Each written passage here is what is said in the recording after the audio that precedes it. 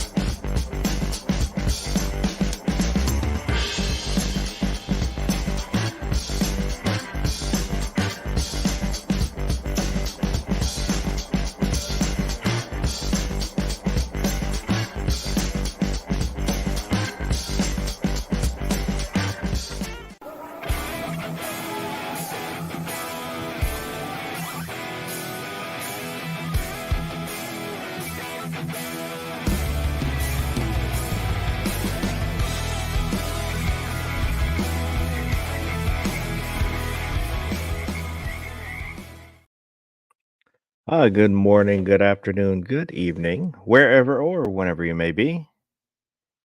This is the overnight. I am DM Foss, and tonight we've got Gizzard Gary. How's it going, Gary? Man, it couldn't be better. Thanks for having me. And we've got Gun Websites. How you doing, Gwebs?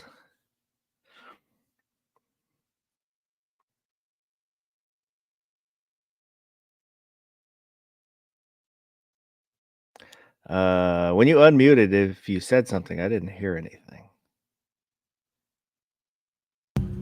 Oh, I guess I have to unmute my microphone. Is that better? There you go. Thanks for hosting. Good evening. Welcome, everybody. I appreciate you being here. And let me do this real quick before we get started. Move it along, guy. You can't sleep here. Let's keep it moving. This isn't a sleeping area.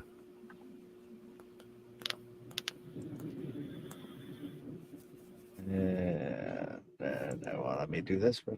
Oh, well, might be on the truth or something. He's had a hard day of doing nothing. Well, today he was supervising. He was watching me do stuff, making sure I was doing it right, supervising, etc. So he's probably exhausted. Oh, Ozzy sent in a picture. I'll show the picture here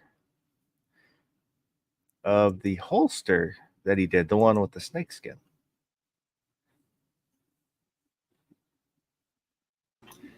Genuine snakeskin. Oh, wow. Yes, I like it. That turned out neat.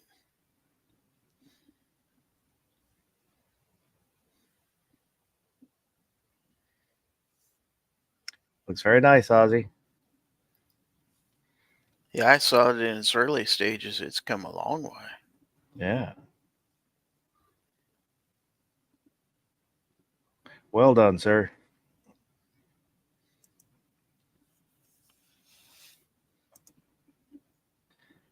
Let me get back over to there.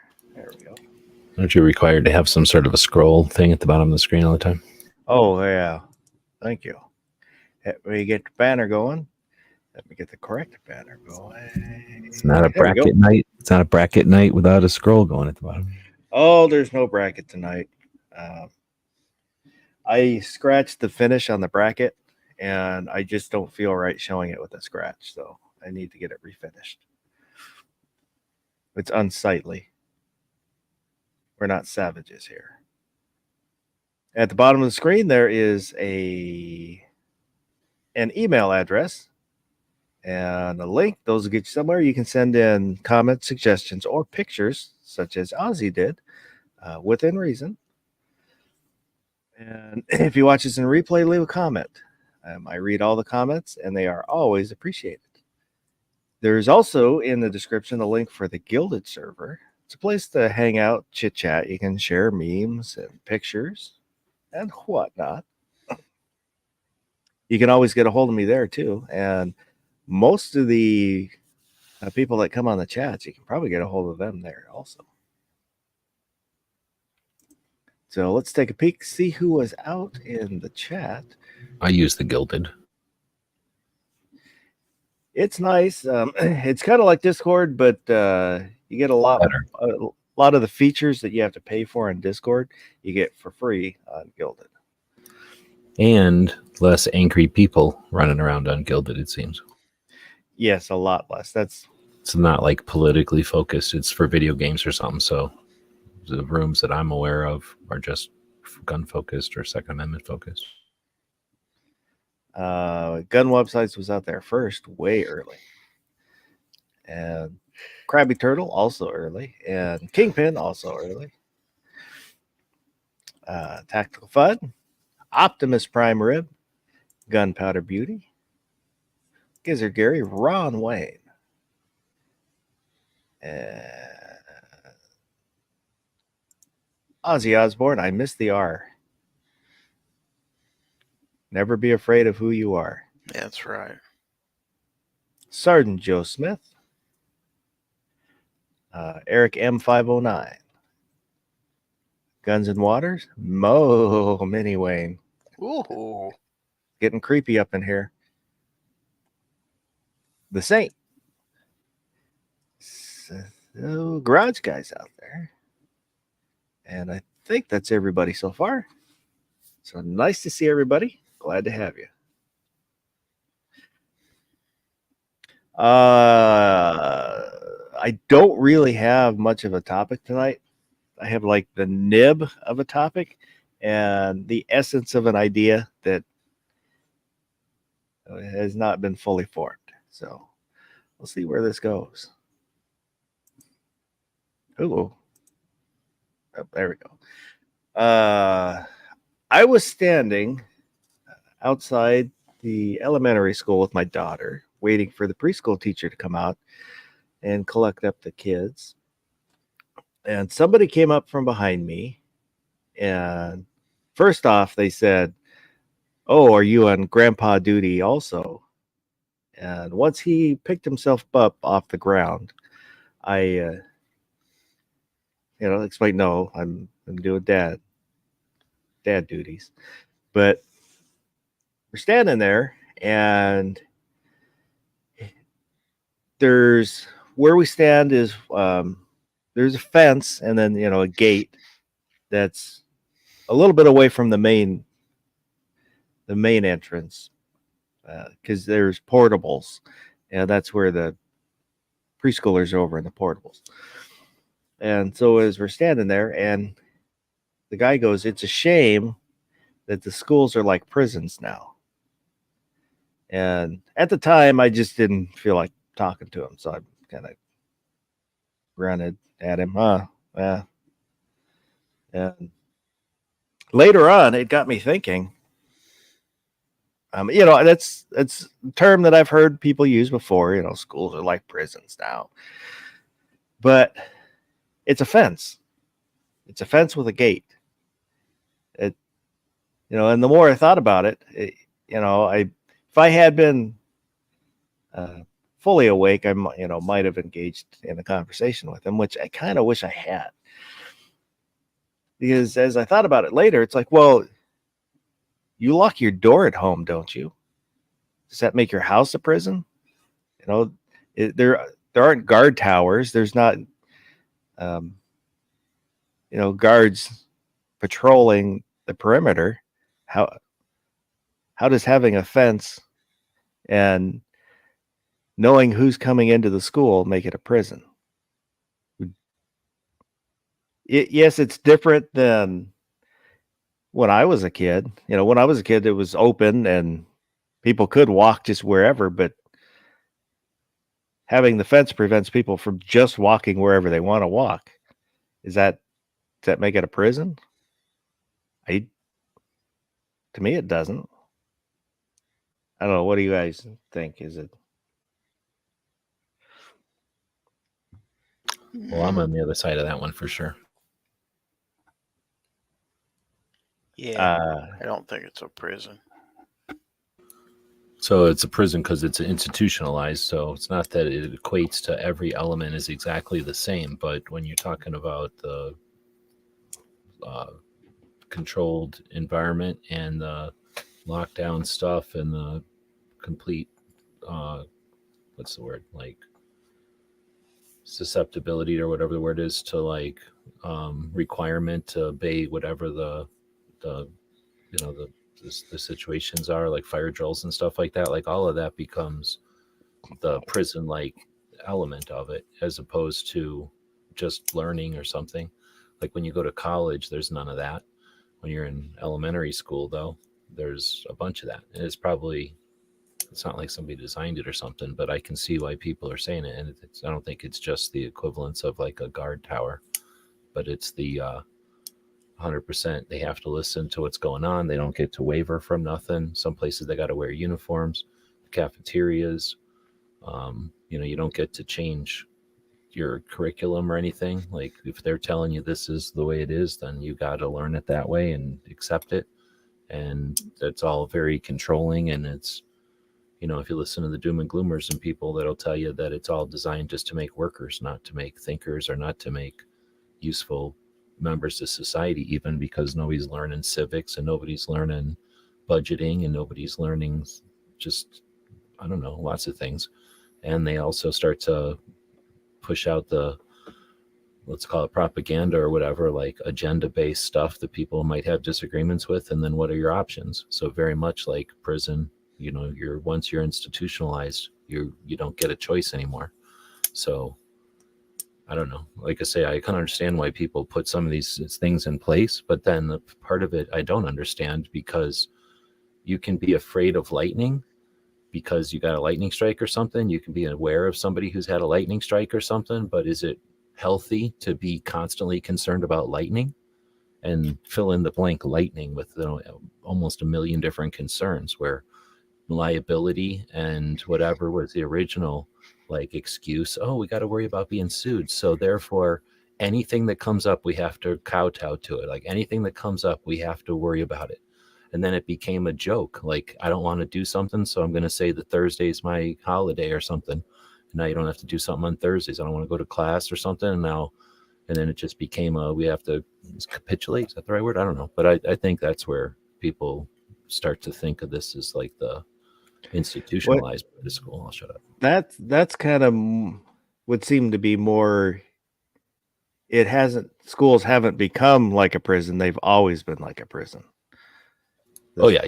No, I hear that, because it was like that in the Wall, the whole thing. The Wall, that's like a whole different country, right? So, and it was definitely like that when we were kids. Maybe it's different, but still, all those aspects applied. And when our parents were kids, I think. So that has to go back to whenever baby boomer schools happened, or the sprawl of suburbs, and they created the school system and all that. That's interesting, because I wasn't thinking along that lines. And then if you think of it like Little House on the Prairie, old-fashioned schools, like holy moly, are they like prisons now? Just take a snapshot of any high school today, even 90210 TV show high school compared to Little House on the Prairie. It's a prison compared to that. And it has to be. I mean, how do you have thousands of kids running around on their own doing whatever they want? You have to give them some thing to do, a procedure.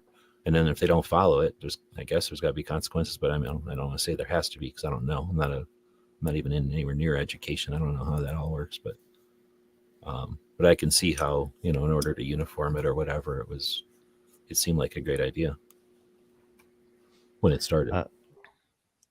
Larry Knopf is out there, and Hillbilly. Good evening. But then I also think there's a detrimental thing, and I've thought this for a long time. Think about when we were little kids. I think we were all little kids around the same time. They would make us go underneath the desk still. I didn't have to do that very often, but I remember having to go underneath the desk, not so much for the A-bomb, but for like just earthquakes or something. Even though we didn't live anywhere near earthquakes, they just wanted us to have like disaster drills or whatever they called them. Yeah. But they weren't like what they are now. So we had disaster drills, and I think that was part of the way, or part of the reason there they called it a disaster drill, is because I don't know if your place is on fire and the roof is caving in, or if there's a snowstorm and the roof's going to cave in. Because I've lived in places where there's so much snow on the roof it can cave in, and there could be concerns about all kinds of different things, right? Airplane falls down or something, and everybody's worried about the kids, so they want the kids to be able to do stuff in unison that gives them all a thing to do, like go underneath your desk. I can understand that. Like if you're trying to keep 30 kids safe, you want it just like ducks or something. You want it, the mom duck wants to be able to squawk and get all the ducks to go underneath of her or something. Like I can understand teaching kids that. But then when they turned it into, after Columbine, I'll just leave it at that. We all know what we're talking about here. That I believe is brainwashing. Like that's way beyond when I was talking about lightning storms. That's like one of the worst ones, because it's demonizing this particular facet of society that they have a problem with their agenda. And they just picked on it. And they suggest, you know, since one thing happened, and then the media focused on it, creates infamous copycats, or makes copycats infamous. Now we have this delusion that every kid's a danger of this.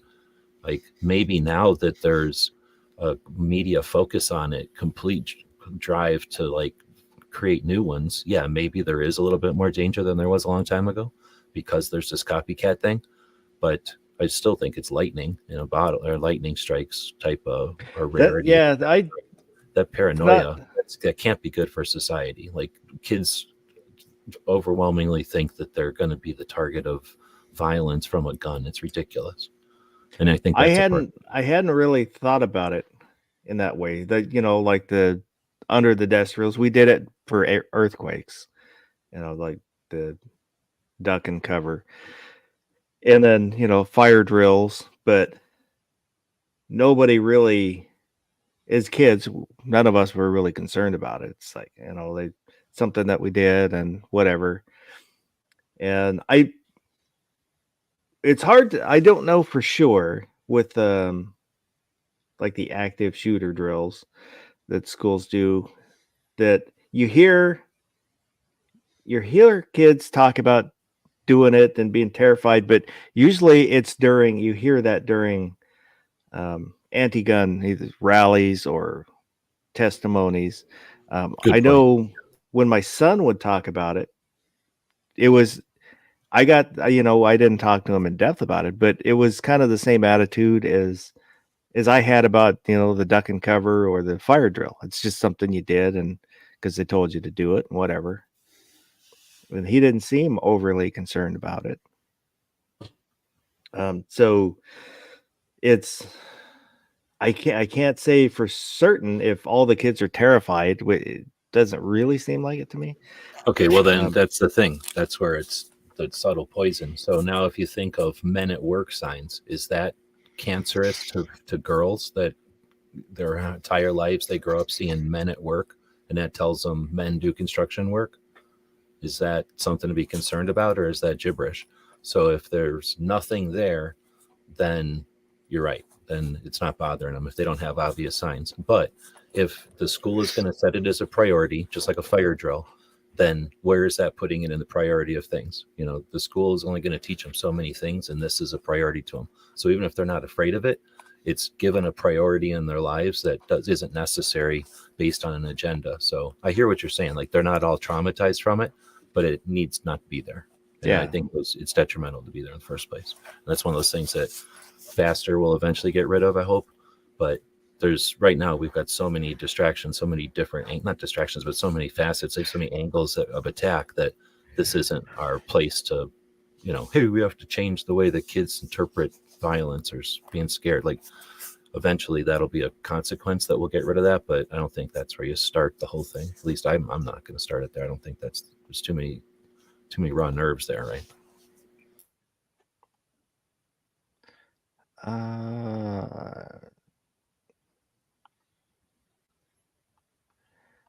Yeah, Larry had to do the drills too, and Garage Guy saying he remembers the duck and cover for atomic bombs back in the 70s.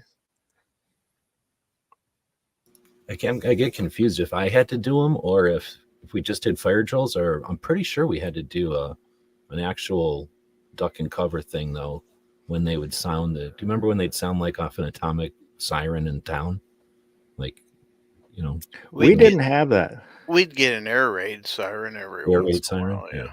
They had these giant towers all the time everywhere from the Cold War, and they would blow them off every once in a while. And I think that's what they used like as the key one year. I was a little kid though, so I might be remembering like too many movies and just thank God I did it. Of course, in the small town I lived, we also used those for the volunteer fire calls too. Right.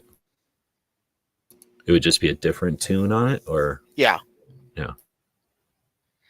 And it's like the first Monday of each month they would do test of all the different patterns and stuff at like 10 o'clock in the morning. They'd announce it in the paper. So like what Ozzy's saying, that's what I remember doing, having to sit in the hallway in the corner with your head in your knees. And I think I remember doing that still as a little kid. But it couldn't have been twice if we ever did it.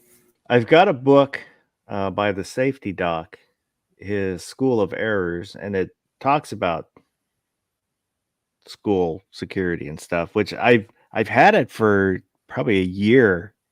And so this morning I was trying to kind of read it, but I was a little bit tired and was having trouble. But the little bit at the beginning that I did read was he was mentioning like you were, where there's one incident. So the focus becomes that one incident. Like you're saying, the lightning strike. Kind of wish I had read more of it, but. Well, I was thinking more lightning strike is in rarity. Like, yes, it's a concern and it's a big deal, but since it happens so rarely, where do you put it in the priority of like really caring about things? And if you can do something simple like a lightning rod, then it doesn't even become an issue hardly anymore.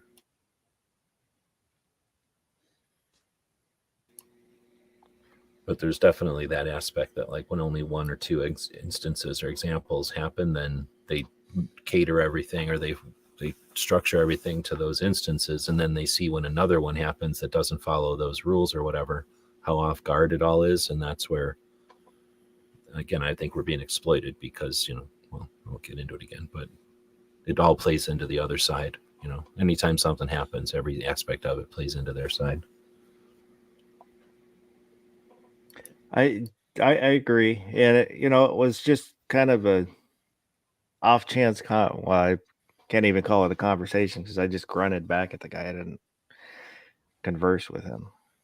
But I don't think I would have said any of all that sitting there waiting for your kid, though. I mean, that's more of like a sitting in the middle of the night, have a theoretical conversation with people who know about 2A stuff, like trying to have that with a normal person who may not even have who knows what their opinion on guns is. Like they might, who knows how they would react to that concept or what.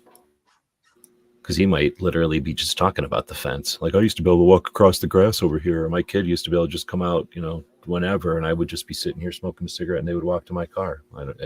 That's how I remember kids getting picked up. Like only a couple of kids ever got picked up from school. And it was almost always like if you had to go somewhere right after school, like no parent was coming to get their kid. So if they weren't getting on a bus, then, parents would all just be parked in the parking lot smoking cigarettes or whatever until their kid showed up at their car, and then they would leave. But there was none of this parking in a line or like all the procedures that people seem to have today. I only really know the procedures from movies and like having to pass people waiting in line, around schools in town and stuff. No, that's the way it is. There is a section right little bit of road right in front of the school where parents will line up in their cars, and then a little parking section. And for the daycare, we were told to park over in there's teacher parking right next to all that. But everybody kind of parks everywhere. They'll fill up the handicap parking. They'll park spots that aren't parking spots. I get there an hour early just so I can get a spot that I know is a good spot. Then I'll just sit in the car and I'll watch videos on my phone and stuff.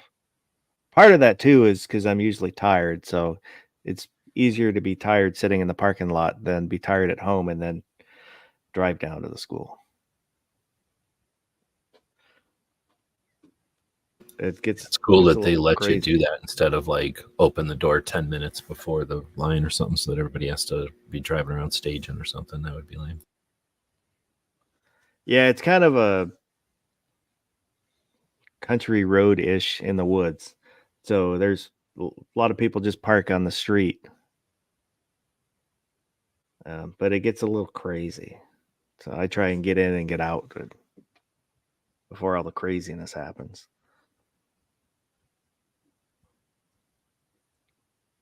At the other school, preschool, she started at a different school 2 years ago, I don't remember. But in the mornings, you got this long line of parents coming and going. So I would sit there and wait for all of them to, for like half an hour, wait for them to all leave. And then I didn't have to fight the traffic. But, there is definitely a difference is when I went to elementary school back in the 70s, mid 70s, early 80s, late 70s, walking home or walking to school, and it's different times, but it's not, I'm not going to say because it's worse times now. It's just different. Things change. And I had lunch with a friend a couple weekends ago now, who's a teacher, and it's something that I've wanted to kind of delve into a little bit, but hadn't fully formed how to shape the conversation about school resource officers, having police in the schools. And I wanted to talk to Woods about it because he's a teacher, and there's another guy that I run into all the time that's a teacher, and haven't talked to him either. But I did ask my friend about it. He teaches high school, what he thought about resource officers in school. And for him, he's kind of has mixed feelings about it. On one hand, the officers that will work at his school, they're doing overtime. So he's like, I don't really like that we're having, tired cops in the school that, that are doing the overtime, trying to respond to problems. But on the other hand, because the way I had put it is that, are they turning small problems into larger problems? Like, because there are kids that get arrested for, they act up and then end up fighting with the cops and then get arrested for assaulting an officer. But it's a kid that's just, having trouble. But he said, well, for his school, there aren't really a lot of small problems like that. If there's a problem, usually it's a big problem. So it's nice to have an officer there to deal with that.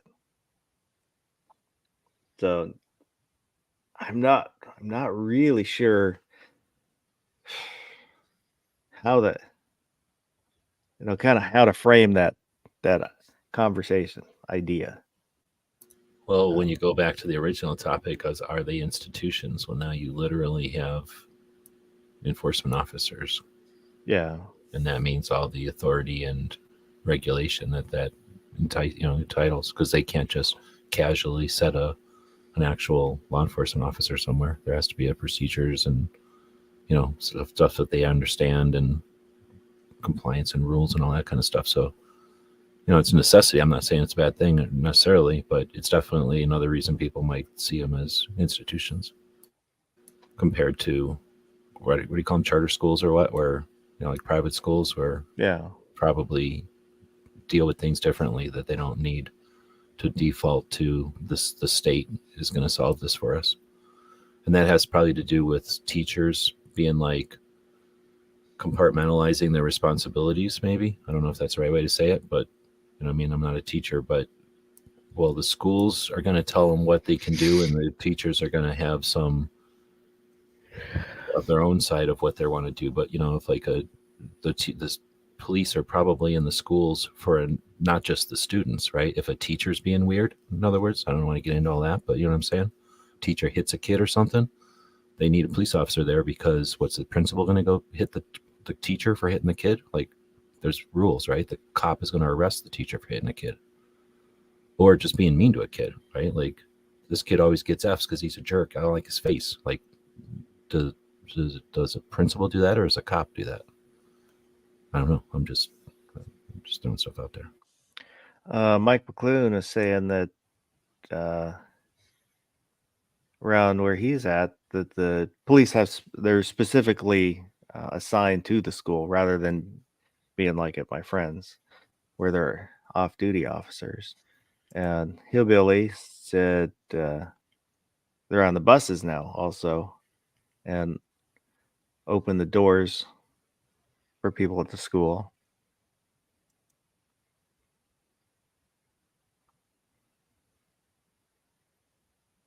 And Sergeant Joe Smith, when I was a kid, I got in troubles. The school teacher would call your parents, and they'd be waiting with a belt in hand when you got home from school.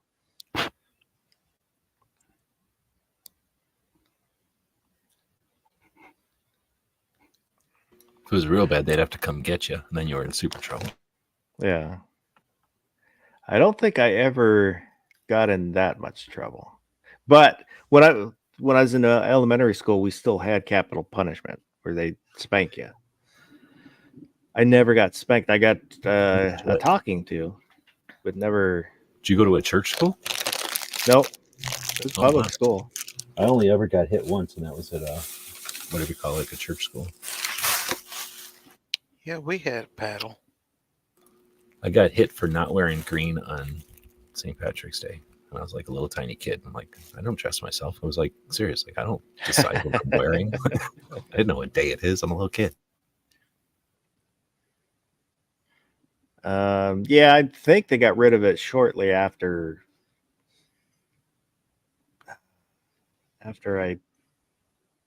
probably by the time I got to junior high. What did they hit you for? What, being bad? I'm saying, like, what did you have to do to be bad? Because I was bad in like 17 different ways probably growing up. Like, one time we took this one teacher was a jerk, right? I'm allowed to say this is well over, like in third grade or something. So a bunch of us took her stuffed animals that she had and stuck them in the creek. And then, of course, we all got in trouble. So we're all third grade. There's probably like, some evidence that was obvious that we were too dumb to know. But anyway, we all got in trouble for that. Like, would they have spanked you for that? Whooped you? I don't know exactly. The closest I came was I got in a fight with a kid, but ended up just getting talked to. And I think I made him laugh. Maybe why one of the reasons I didn't get paddled. But yeah, I don't know exactly. I know it was there. The punishment was there, but I don't know what would trigger it exactly. And for some of the worst kids were the kids in the Catholic school, because they were sent there because they were bad kids. So the parents would send them to the Catholic school.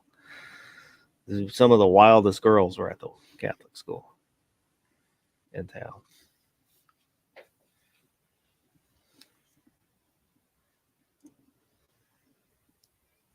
I've seen a lot of short movies about that. Yeah. Some of it's true.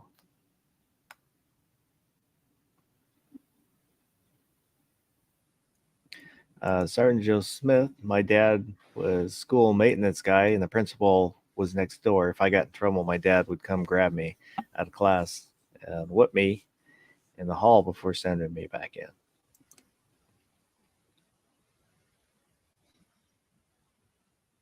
Nowadays, you'd be able to sue them probably in the school. Yeah, and that's one of the things that I don't want to oversimplify it by just saying times are different now. But times are different now. So there's lots of things that used to happen that don't happen, and sometimes for better, sometimes maybe for worse. Sometimes it's just different. That's the way time works. Time marches on.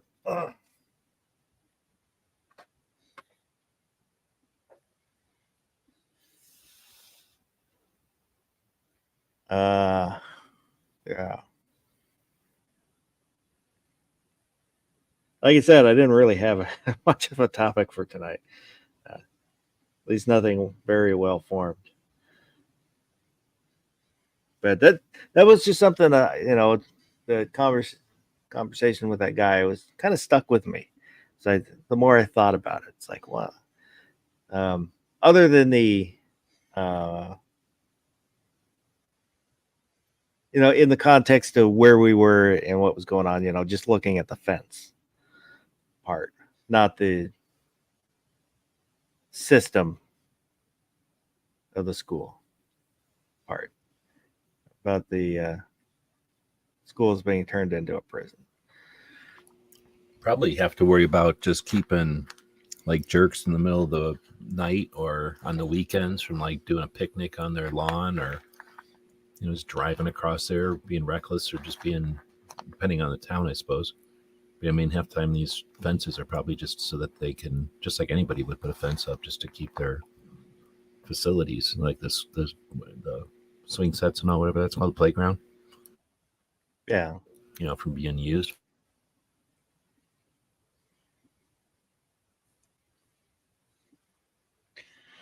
A hillbilly up when I was growing up, everyone was given out butt whippings, teachers, principals, parents, friends, parents. You got your butt whipped once a week if you needed it or not. Oh, yeah, I've definitely been whooped before. That that is something that has changed, because if way back when in the olden days, when more neighbors talk to each other, if I got in trouble, if I was down the street and doing something, I could get in trouble by the lady down the street, and it was considered appropriate. And half time, if she said something to your mom, you got in trouble twice. Yeah.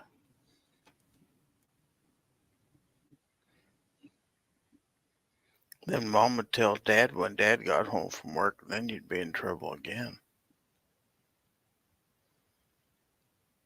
If it was serious enough.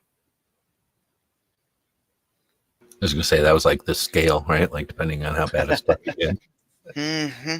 If you heard, wait till your father gets home, you knew, yeah, you're in trouble. You're on borrowed time now.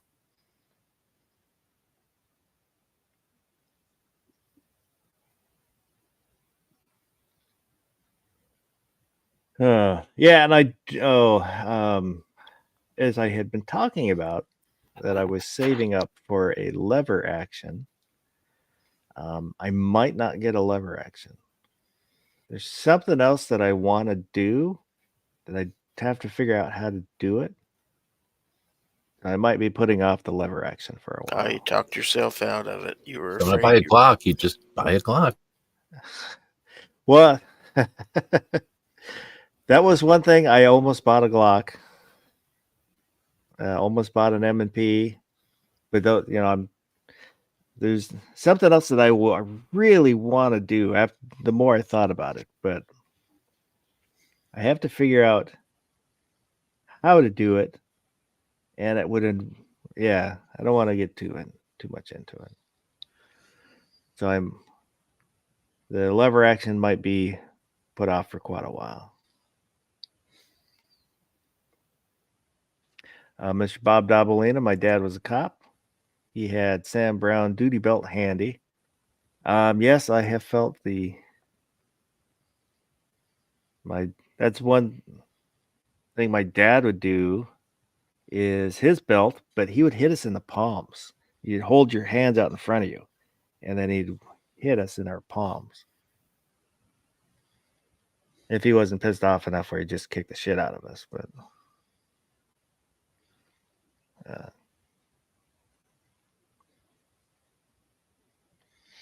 That's a funny thing. I always believed my dad would hit me, but I don't recall him ever doing it. Mom, yes.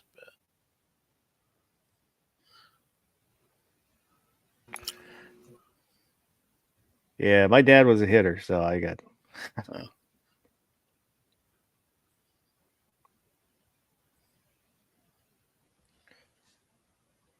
And the duty belt, he had a duty belt, and there are times when I hear the creak of a leather, it reminds me of his duty belt.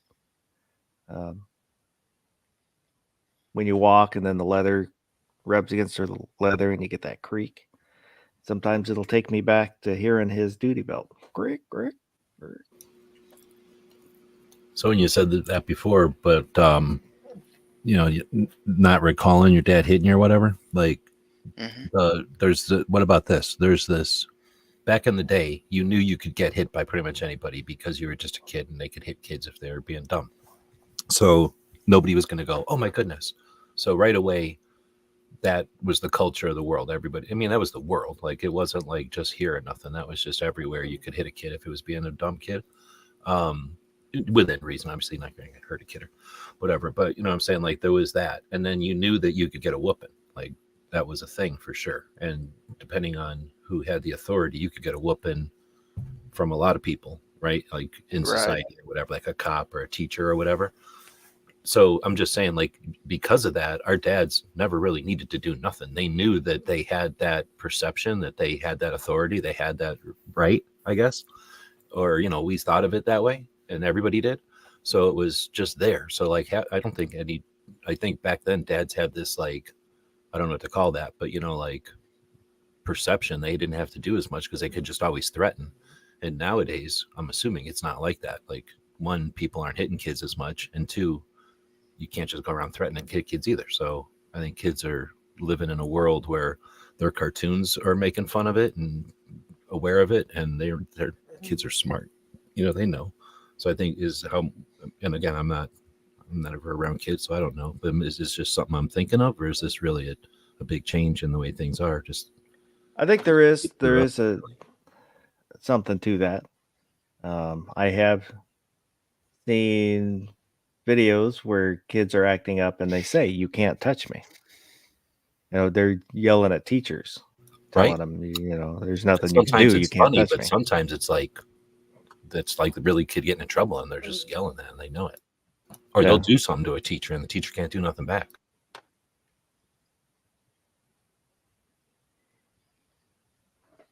But same thing. Like, is that happening every day everywhere? Or is that happening on TikTok 3 times in a year?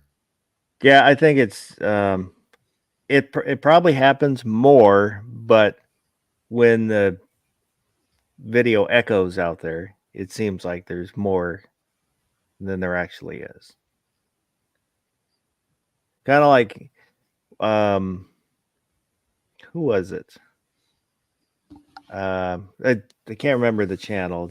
Guy that he'll do military analysis.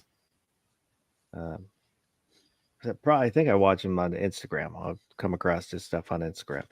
But he went to San Francisco and he was worried. So he, brought a drop wallet and stuff like that. because of all the stuff that you hear about San Francisco. But he's like, yeah, he didn't. I didn't see anything like that, anything going on. So it's the stuff that does happen in San Francisco, but it's probably a limited area, like Portland. You've got a small area where it's kind of bad, but outside of that area, it's people living normal lives. Wait, are you saying people live normal lives in Portland? For the most part, yes. That's the most controversial thing of this show so far. Not everybody in Portland is a junkie hippie.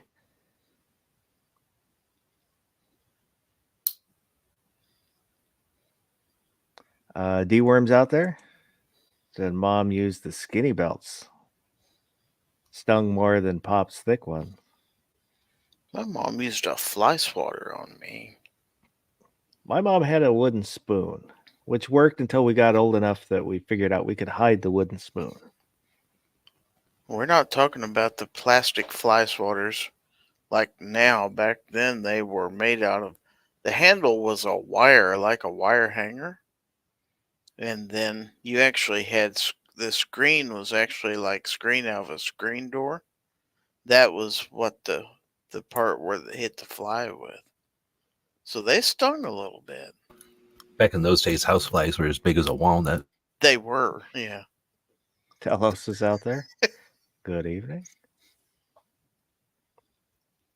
Probably one of the worst things I got hit with was it was in Samoa, and I got in a fight with the kid across the street, and his mom came up from behind me and hit me with basically it's a broom, but there's kind of long. I'm not even sure what they're made. I don't remember what they're made of. So would have been probably 70, like 79, 80, 1980, somewhere. But she whipped me across the legs, and we're wearing shorts. Oh, you get caned. Pretty much. Basically. But we're for some odd reason, after I hit the kid in the stomach and doubled him over, we were sitting in his backyard. Well, my cousin and I. And I see my cousin get up and start running.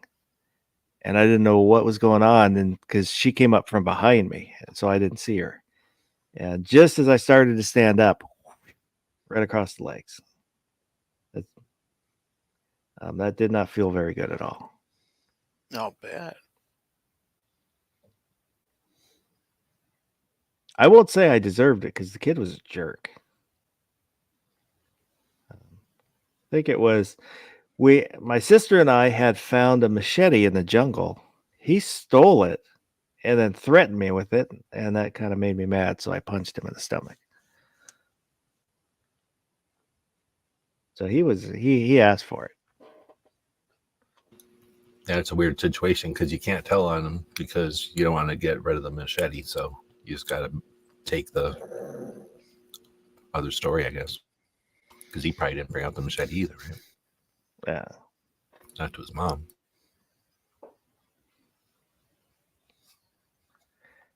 Tell us saying, sorry, been away, very busy between work and moving. Well, life happens. That's the way it goes. But glad to see you back.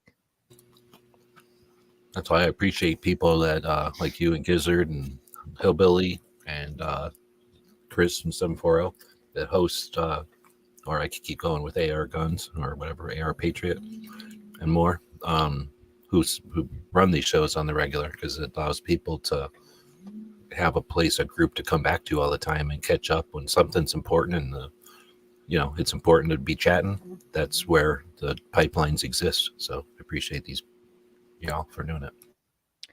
Speaking of doing regular chats, there's a slight chance I might not do a chat on a Wednesday. Ever anymore? No, just for this coming up Wednesday. Like, dang, I jinxed it. Yeah. Mr. Bob said, no wonder we all carry guns. We were abused as children. We got whooped, but I don't feel it as abuse because I think that, you can let a thing go wild and it'll feel great, but it'll end up being wild, right? It'll end up having Yeah. very few experiences that were worthwhile. Like you can watch TV and eat sugar cereal all day, but going out and doing chores. At least I know how. I was watching some guy scrape grass as I was driving today, and I was thinking like something made me think this, and I'm gonna bring it up again. Like cutting grass or something as a kid. Like, did you cut grass and go, "Oh, I'm gonna spend all day cutting grass," or did you cut grass and go, "I'm gonna cut grass as fast as I possibly can," and next week, whenever I have to do it again, I'm gonna cut it even faster. Like you just got really good at doing stuff, is doing chores. Like if I got to paint this house, I'm going to paint it as fast as I possibly can so I can get back to doing what I want. So I think there's that, and if you'd never have to paint a house or you never have to cut grass, you never, what is that problem solving? Is that just, figuring stuff out or whatever that is? I think you lose that if you don't. So I don't think we were abused. I think we had opportunities that other people don't get.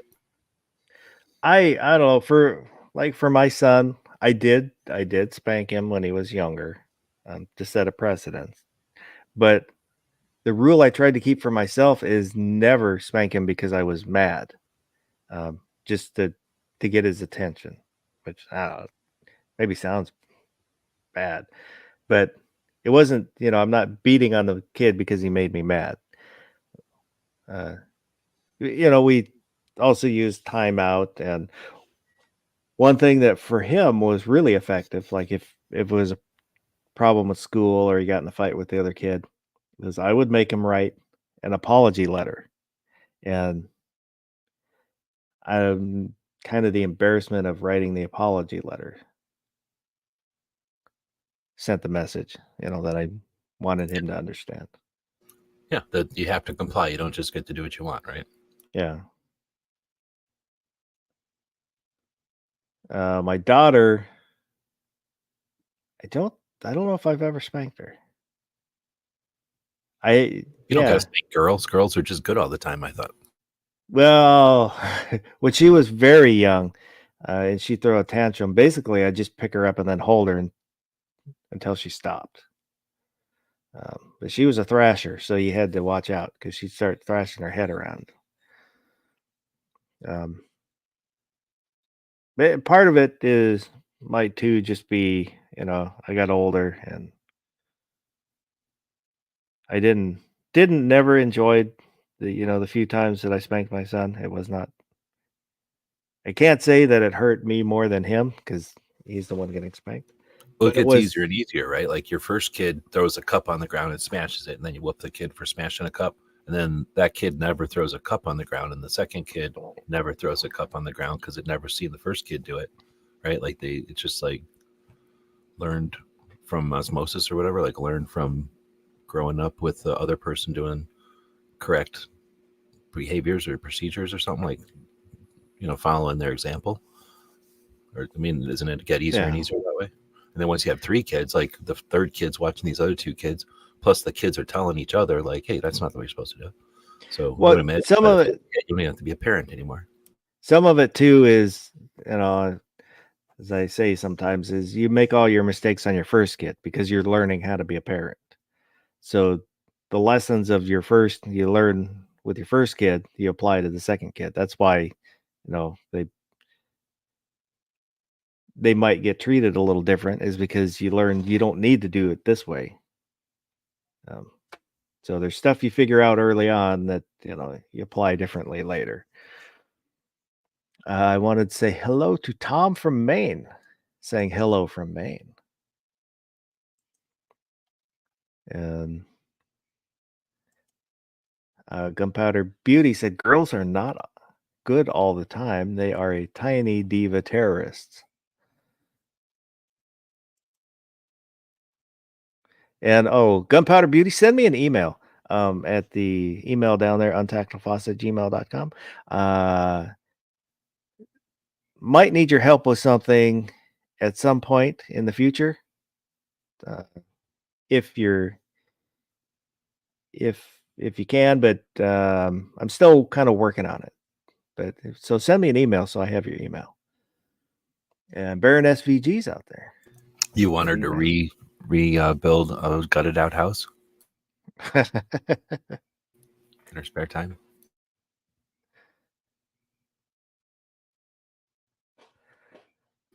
It's got to be on the cheap, though.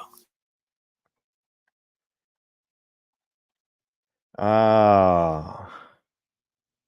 Yeah. Mr. Bob Dowd, by the time I was 12, I was about as close to feral as a kid can get without involving wolves in parent-teacher conferences. I mean, there had to be some rules because back in those days, parents would leave for work and then we would go to school.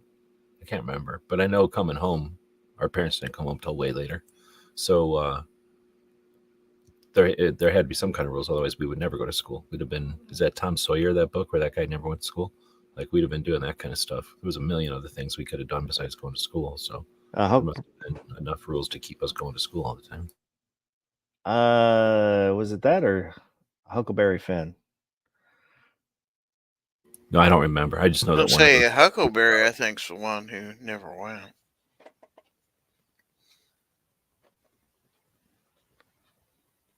I remember reading that one of those kind of books when I was a kid, and I was like, "Dang, that'd be the day!" Like, I wish I was growing up back then when they couldn't get you. Like, they wouldn't know who you were. You could just not go to school, and nobody'd ever know.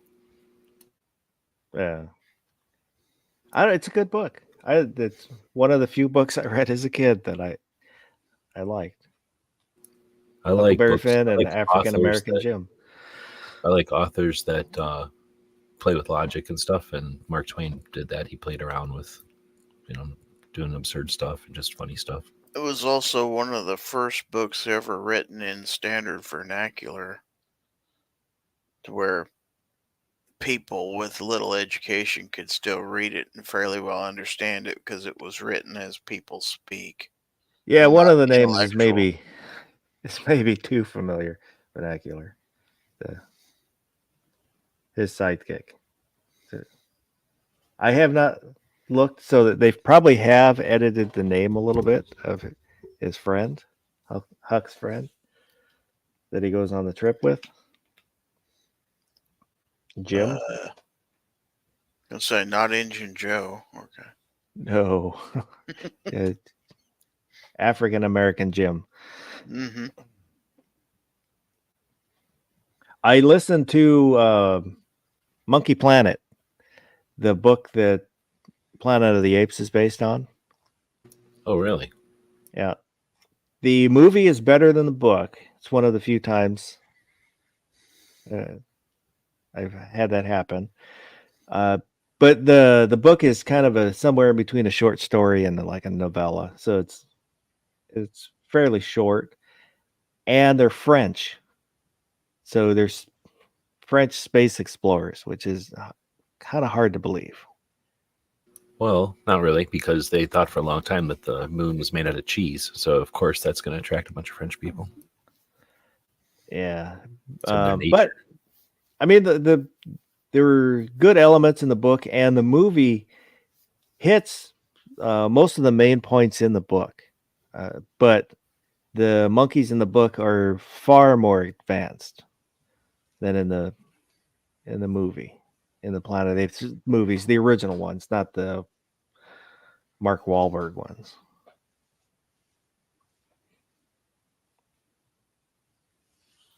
Baron's asking, is anybody excited for the new Ape movies? No, I have not seen any of the Ape movies, and I have no plan to see any of the Apes movies. In the first movie, there's a trailer where the gorillas are running across the bridge and they all jump.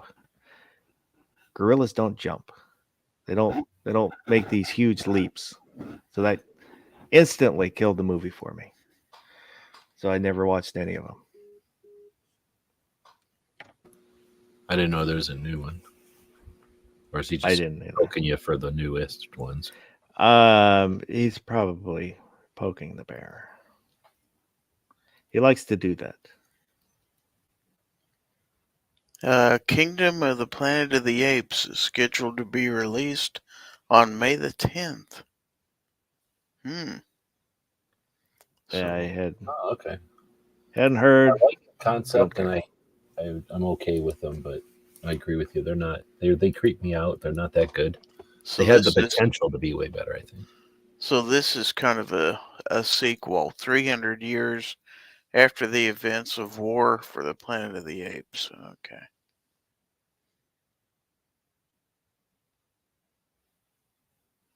Baron said gorillas also don't speak English. In the book, they don't. They speak their own language that the guy learns. It's told by a reporter that's traveling with a scientist, and they're out in space exploring rather than astronauts like in the movies.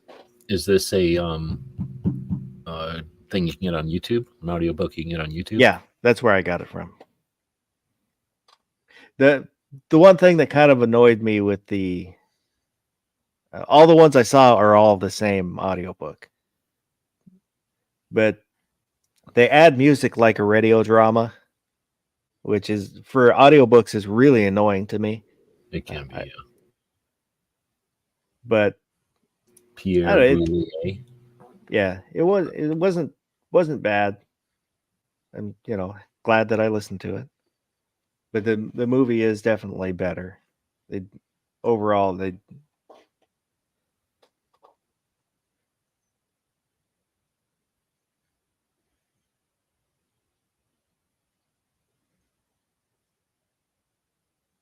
And I got your email, Gunpowder Beauty. Thank you.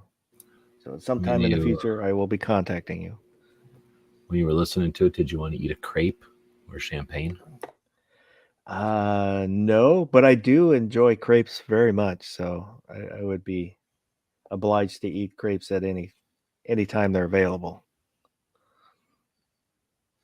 I would eat them more, but they're such a pain in the ass to make. Don't you just make pancake batter and put extra water in it? No, and I have tried to make them in the past, but there's thin, and you have to pay more attention to what's going on. Whereas a pancake, you put it in there, and I'll pour the batter in, look for the bubbles, and when it stops bubbling at a certain point, flip it over. Right. Wait for the edges to dull and the bubbles to come up through the center and then flip. Yeah. With a crepe, I thought it was more egg, and then it just bubbles up real fast, and then you flip it more. Or did you even flip them? I don't remember. I remember making them as a kid one time, and then, like you said, it wasn't that good compared to pancakes, so I never made them that much. Also, Baron there's said fruit involved, and nothing needs fruit in it. Eat fruit separately. Baron made a bet with Candace that I would say that about the new Ape movie. So, he was goading me. I'm being gaslit. He's gaslighting me. Making money. You're being manipulated. Yeah. I'm consistent.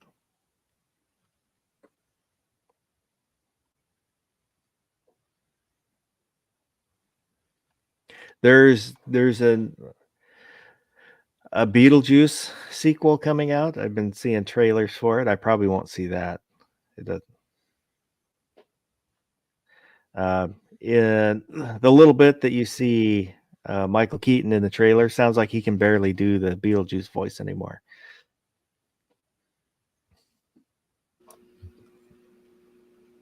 I kind of liked Beetlejuice, but I'll watch it because it'll be free, but I'm not looking forward to watching a Beetlejuice remake.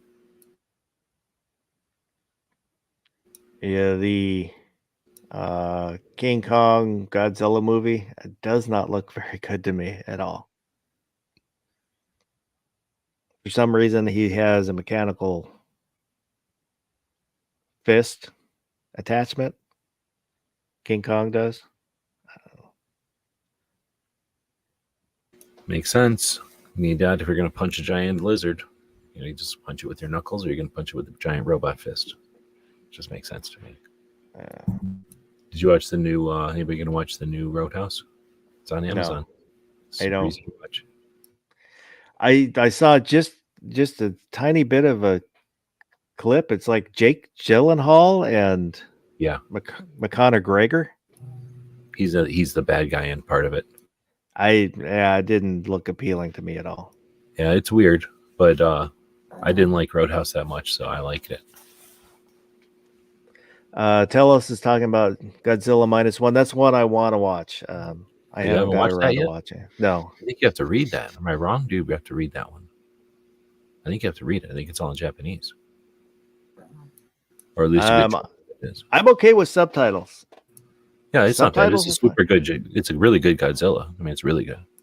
The more you watch subtitle movies, the more it just becomes where you can watch and because that's what a lot of people complain about subtitles. I don't want to have to read while I'm watching the movie. The more you do it, the more you're used to it. You don't even realize that you're reading while you're doing it. And then the really good movies will have subtitles in yellow, where it's a lot easier to read than the white. But you don't see that a lot outside of like some of the Japanese movies. Like Guns and Water saying he hates subtitles. Sometimes I do, but the -1 is, I can't remember. Is it Godzilla after Hiroshima? Something like that. I have no idea. It's from the point of view of Japan, from the people that are standing on the ground watching Godzilla smash around on them.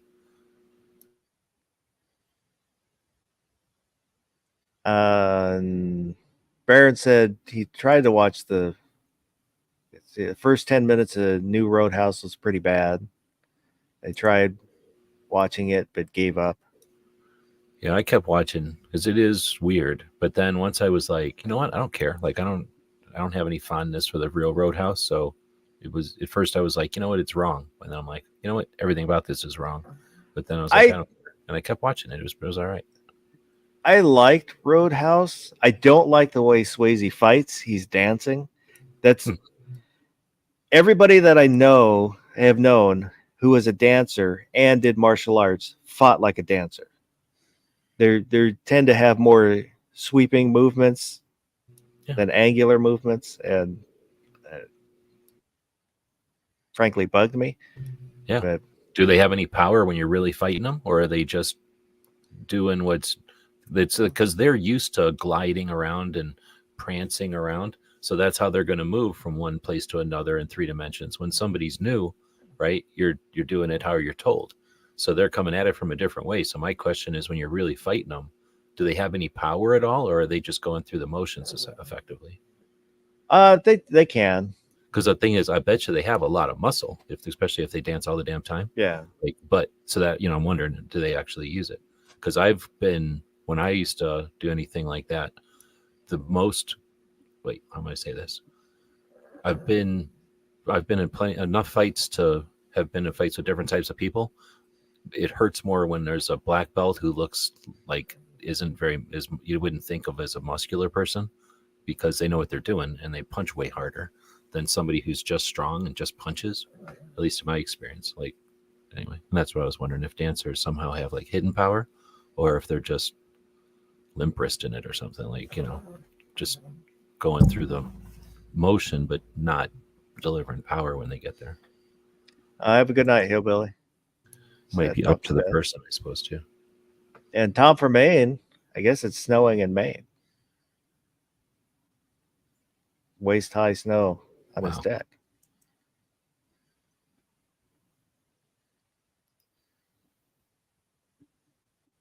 Telos is saying -1 made me care about the humans in Godzilla movies. Right, exactly. Well, the original Godzilla, the reason they made a Godzilla movie was kind of to rebond the Japanese citizens behind something.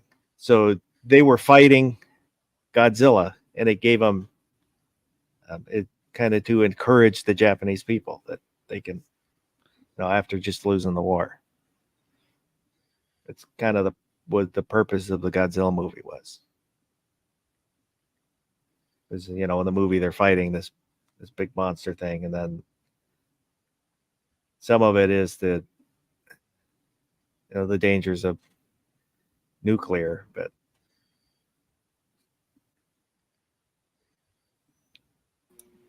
Dangers of pollution, right? Yeah, when I never remember they do fight a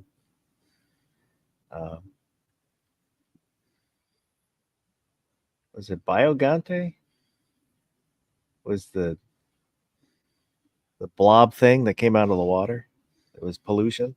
Right. But I mean, I thought that there was an angle to Godzilla that was just like all the pollution in the ocean got him pissed, and then there was a radioactive thing that happened, and then he came awake and he started getting mad, and he said, "All right, I'm going to teach humans a lesson in Tokyo."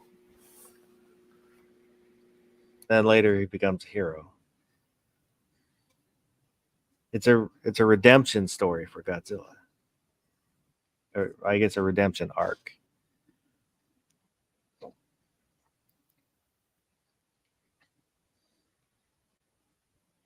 Hillbilly said he's been in several fights in real life. It's more like Bruce Willis and Die Hard.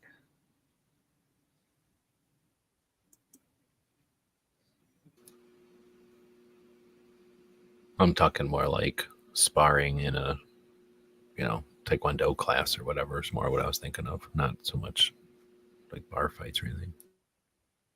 Guns and Water breaks up Toxic Avenger.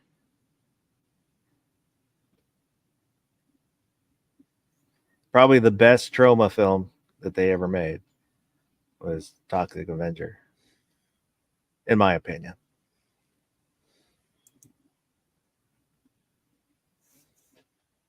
I don't know. I must have seen them all. I don't have to go look at their list to see which one I like the best or remember the most, I guess. They weren't the Swamp Thing or whatever. No.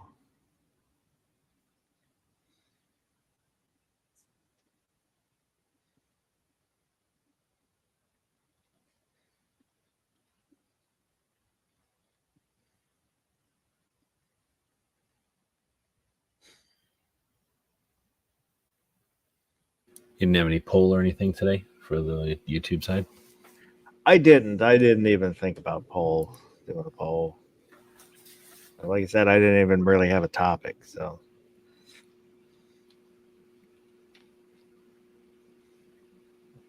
we're just flying by the seat of my pants. Ad-libbing. Yeah. We're having a lovely evening with friends. Basically. So what about the new Ghostbusters Frozen Wasteland or something? You gonna watch that one? That's one I don't know. Maybe not. Did you watch the last one? No. Because now there's the one Ghostbuster died. I think he died in real life, so that he died in the movies. He was a ghost for a minute, and now he's dead, I think. Well, maybe he'll be a ghost in this one, I forget. But the rest of them are in this one. They were in the last one a little bit. Now they're in this one. But now it's the guy who died, Spangler, the nerdy one, right? Not the one, I don't know what that guy's name is in real life, but, not Dan Aykroyd and not the other ones that are alive. Yeah, I know who you're talking about, though. Okay. So when that guy in the movie, that character, had a daughter, and that daughter had 2 kids, and then Paul Rudd is their teacher, but now their stepdad. And that's the movie, is the 2 kids, Paul Rudd, kind of the mom, and then the old Ghostbusters. And then a bunch of characters from the first Ghostbusters movie that are just old people now that keep making appearances in it. Like the guy from the library and the guy that wanted them shut down. So it's like, what do they call that when you bring back people from old movies? It's like, it's a whole bunch of that happening. Cameo. Yeah, a bunch of cameos. Yeah, exactly. Have a good night, tell us. And anyway, so, and then I can't remember the ghost. I watched it once now. I'm about halfway through watching it again, but I don't know. I can't get into the whole kid thing. I think what it's trying to do is make kids want to watch the movie, and kids. But there was like a while where kids were sarcastic. I don't know what we were. We must have been something.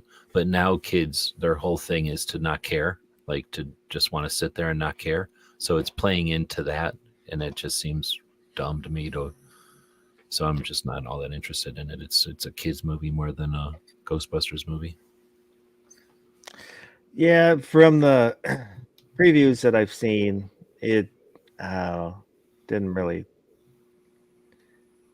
It's so look that good to complicated. me. It goes all over the place. Like I say, I watched it already once, and I can't keep up with all the backs and forths and up and downs in the way that I think it's supposed to be about Ghostbusters from the olden days, like the days of pyramids or something, and they find a piece of stuff that's like a ghost trap from back then, or something like that.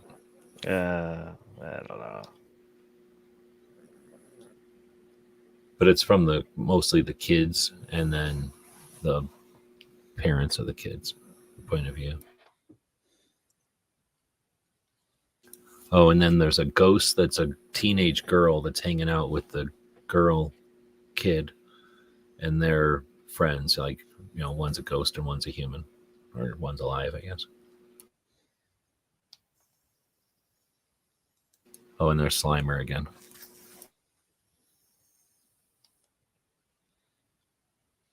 I don't think There's a new Willy Wonka.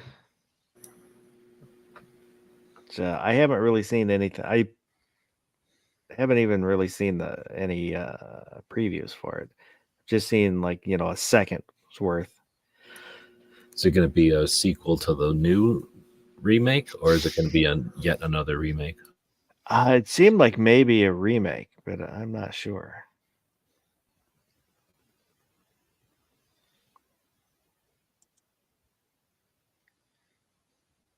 Harold Ramis, is that the guy's name? Yeah, that was Spangler.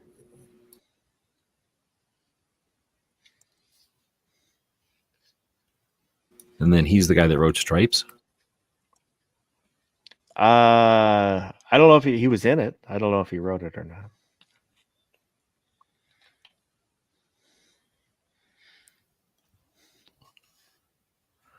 Stripes was kind of that 80s style where it's two different movies in one movie.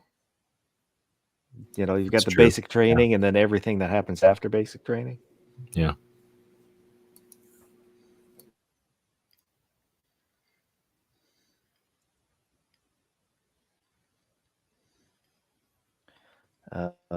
Just trying to look at what other movies are coming out, but I'm not seeing anything that I've heard of or that looks interesting at all.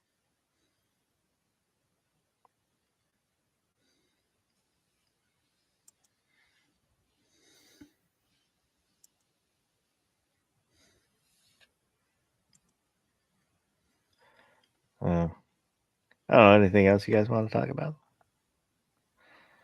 Wonder if there's a new Star Wars coming out ever again. Ew. Well, the Acolytes. I don't know. I can't remember if that's supposed to be a movie or series.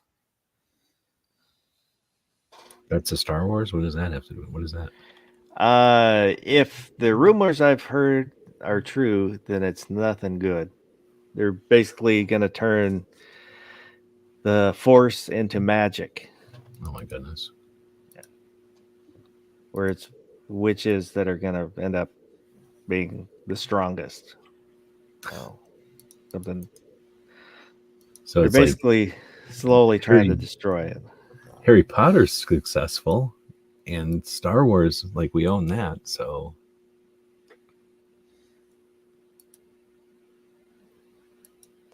Yeah, but there's been a whole thing going on with Disney. Like, there's a guy that was trying to get on the board, and God, who's running Disney now? Eisner? Is it Eisner again? Is he? I don't know. But somebody has been buying up shares so he can basically overthrow whoever's running Disney, because Disney has been losing so much money. But I've been buying up shares of Apple to eventually take over Apple. Soon that'll happen. But George Lucas gave a bunch of stock, so that kind of quashed that from happening. So it's kind of a mess.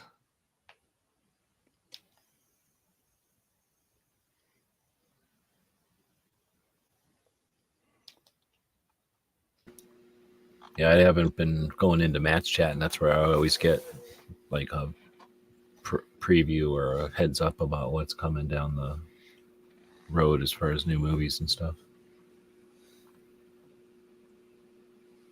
I used to pay more attention, but Yeah, when movies were better, like, or when a new one was coming, that there was something worth looking forward to, but I haven't heard of anything that's worth looking forward to.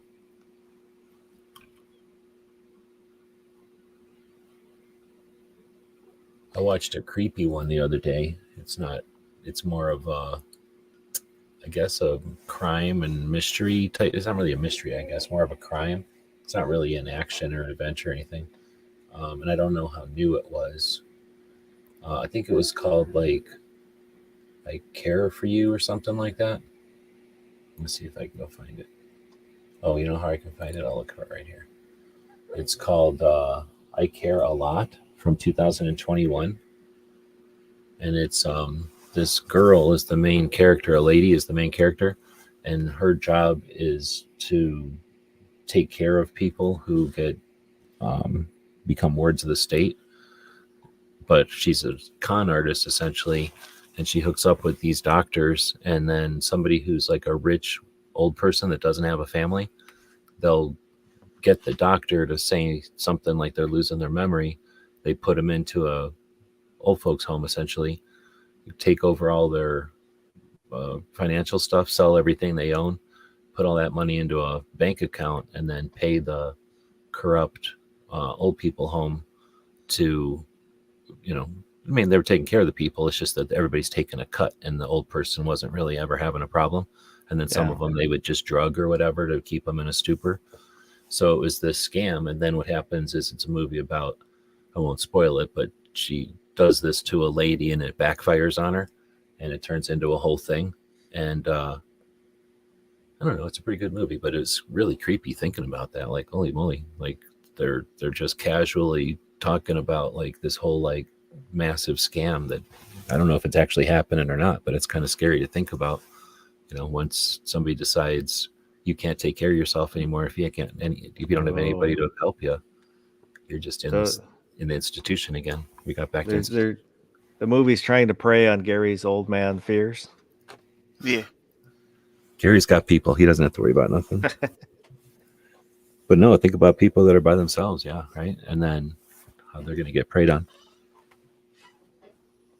I don't know if anybody's seen it. I've never heard anybody talk about it. I haven't heard of it. I'd say it's like, let me see if it's got any stars. 6.3 stars. So it's 7.4 score. It's not like a huge successful movie or like say I've never really heard of it. Is that out of 10? Because if it's out of 100, that's not very good. No, yeah, out of 10, I think. Like I say, it was well made. It was good. It wasn't like a low budget movie or anything. I'm trying to look at who the stars are in it. Rosamund Pike, Eliza Gonzalez. Yes, I don't know who these people are. But people I've seen before, like people who have been in other movies. The main character is a James Bond. She was like a James Bond girl. She's been in a bunch of movies. I just don't know her. I think she's the Raymond one. Rosamund Pike. Oh, it doesn't sound familiar, but she was in Die Another Day. She was one of the girls in that movie. And then she's also in Reacher. Oh, that's the other way to know her. Have you ever seen the Jack Reacher movies? She's not the movies. She's the lawyer in the first Jack Reacher movie. Like, so Jack Reacher is always working with some actual, law enforcement person. She's the lawyer that he's working with. So she's like the second actor. Yeah, I didn't see any of the movies, just the series. So are you intentionally not watching the series or the movies? Well, it's Tom Cruise as a little guy, and Jack Reacher is supposed to be a big guy. Yeah. Well, his acting is him. He does act pretty much the same character all the time, but he does do a fairly decent job of doing Reacher, I think. I watch him every once in a while, even though I've seen him a million times. I mean, I don't hate Tom Cruise as an actor. It's like I did really enjoy Top Gun Maverick. I mean, the plot is kind of goofy, but it was it was just an action movie, and Tom Cruise was perfect for that.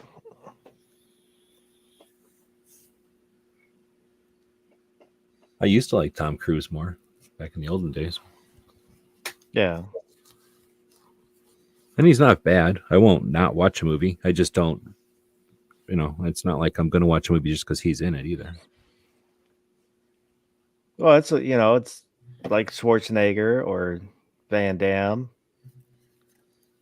When I was watching the movies, I liked their movies because they were always the same character, but I liked that character.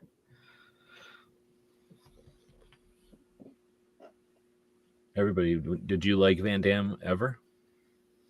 Yeah, I like Time Damme? Cop. No, I'm not thinking of Van Damme. Seagal. Seagal, yeah. Did you like Seagal ever? I did. I saw Marked for Death. I saw that in the theater. We had to. Back then. That was the only way to see stuff back in those days. I think that was almost pre VHS, if I remember right. Is when he first came out. Hard to Kill. Hard to Kill was his first one, right? Yeah, and the I think it was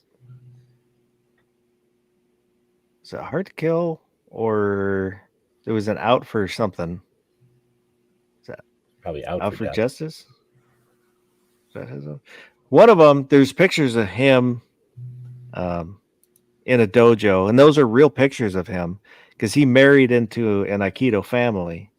And there's a whole controversy about that, but so I mean, he did do Aikido. He was an actual Aikido guy, but he's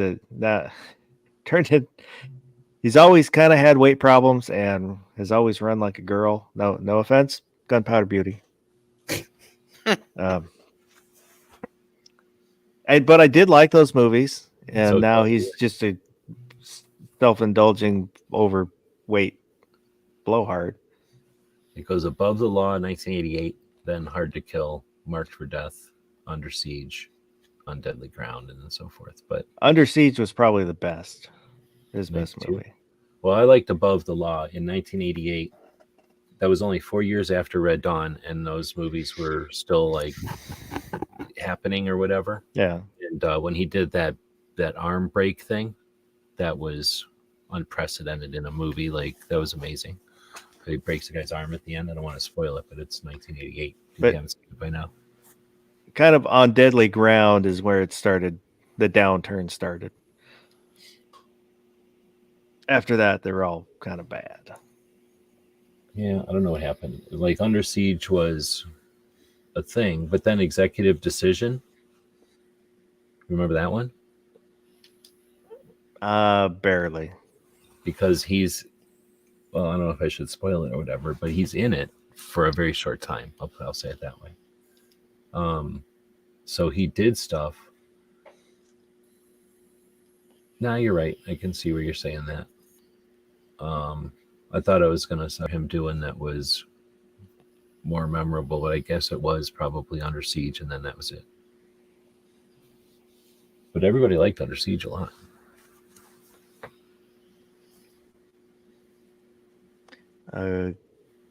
But part of it was just because of Erika Eleniak.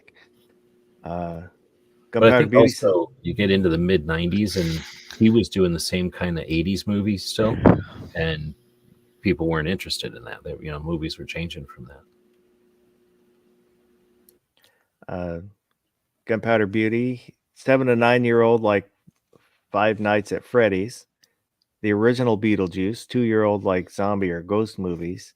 He giggles at those and gets bored with actual kid shows. Guns Water says Steven Seagal movies are hilarious. He's a sniper on a roof. They think they used a crane to get him up there. Shot the whole movie in a chair, even the fight scenes.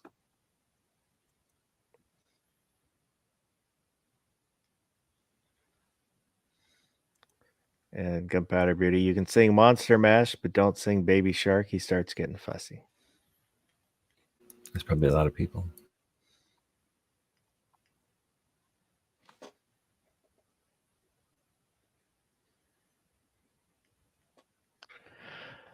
Gizzard Gary, Yes. is there anything you'd like to plug? Please do. Oh, let's see. I've got a new knife review coming in the next day or two whenever I You- get it done. You just had one that came out today. That's short. just a short, yeah. Uh, But I should have an actual full length review of a Sencut knife that was released on Saturday, I believe.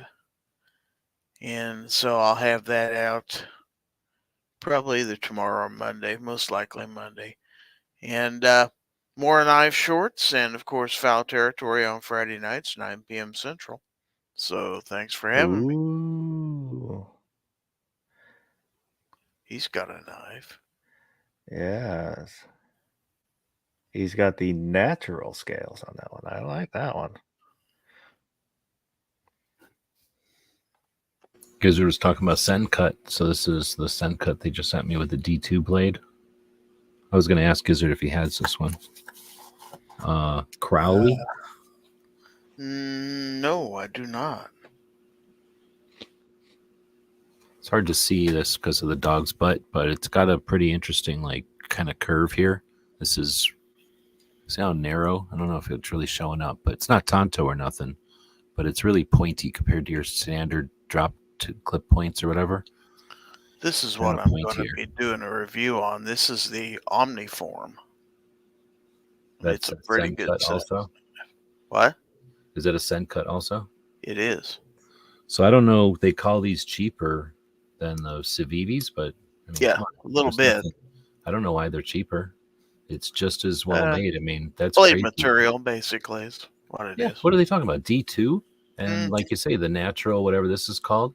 And then unless this is made out of, like, I can't even imagine this is still stainless steel or something.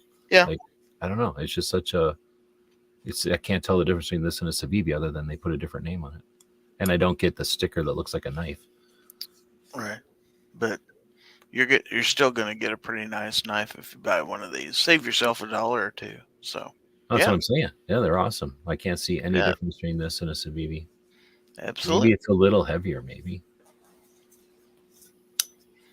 Anyway, you can take a closer look at mine in the next couple days. It's not a secret anymore because, well, it's for sale, so it's out there.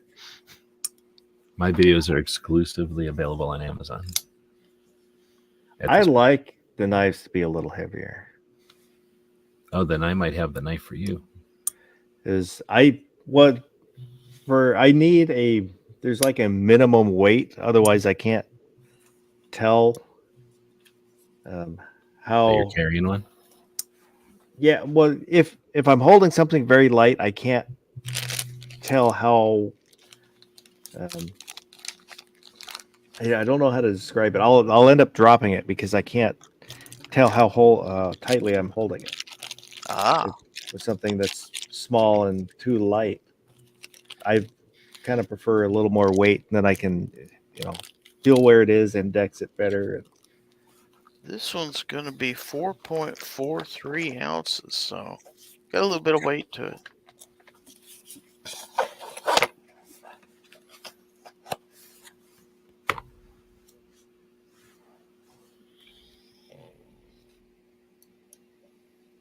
And Mr. G Webs and Mr. Gunn. Oh, why don't I do? Let's see. This one.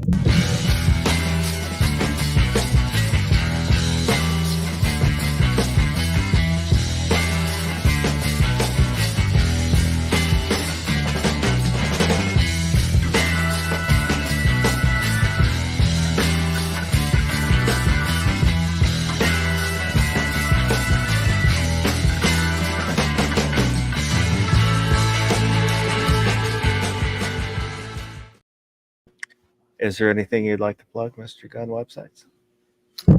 No, I don't have anything good here. So thanks for hosting, though. Like I said before, appreciate the people that keep the conversations going and the communities.